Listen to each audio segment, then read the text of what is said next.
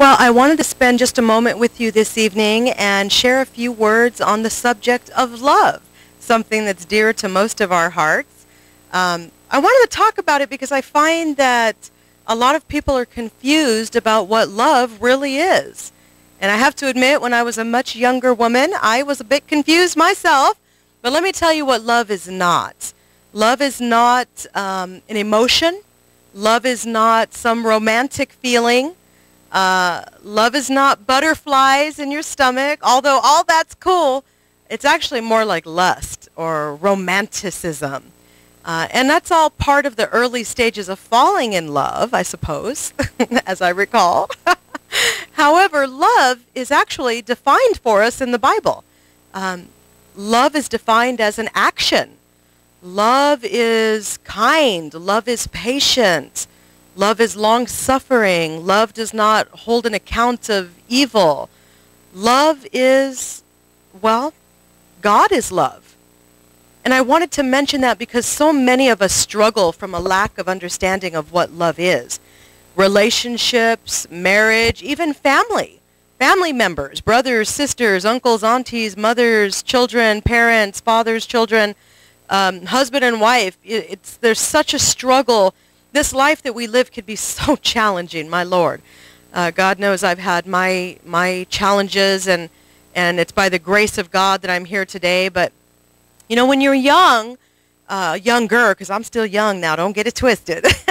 But when you're younger, there's a learning that has to take place. There is a growing period before you come to a true understanding, I think, of what love is. At least it worked that way for me. And I just want to encourage you that on the subject of marriage in particular, if you have found someone that you love, in other words, I love you in spite of your challenges, and I love you in spite of your occasional immaturity, and I love you in spite of the ranting sometimes, and in spite of your behavior. I love you because of who you are, and I love you because I'm compelled to, partly because of the way you make me feel, and because I've made a decision.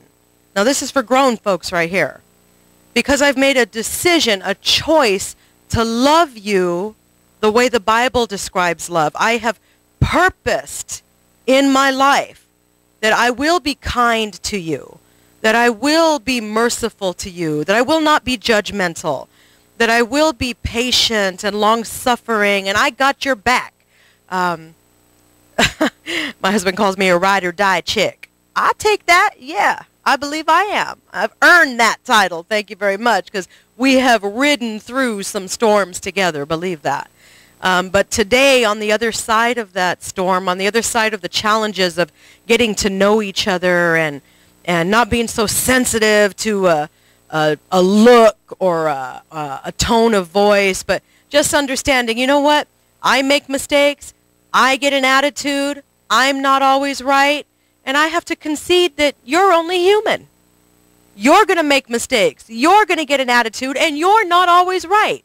So if we can just agree to occasionally disagree and agree to revisit those subjects that are important at a time when we can sit and speak as adults and each go to our respective corners, if you will, in the meantime, until we calm down and can come back and display the true characteristics of love, and that is just showing someone your very best, giving them that kind word and that encouragement. And, you know, I grew up in a household that wasn't so sappy-lovey.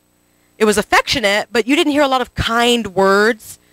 And I go out of my way to do that for my husband. I do give him a kiss every day when he gets home from work and every morning before he leaves for work. And I ask him every day, how was your day? And I always side with him. You know, I've got his back.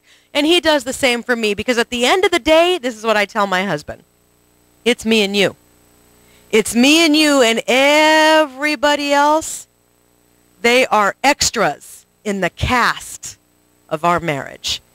So, again, love is about you and that person giving each other the very best that you possibly can according to what the Bible calls love.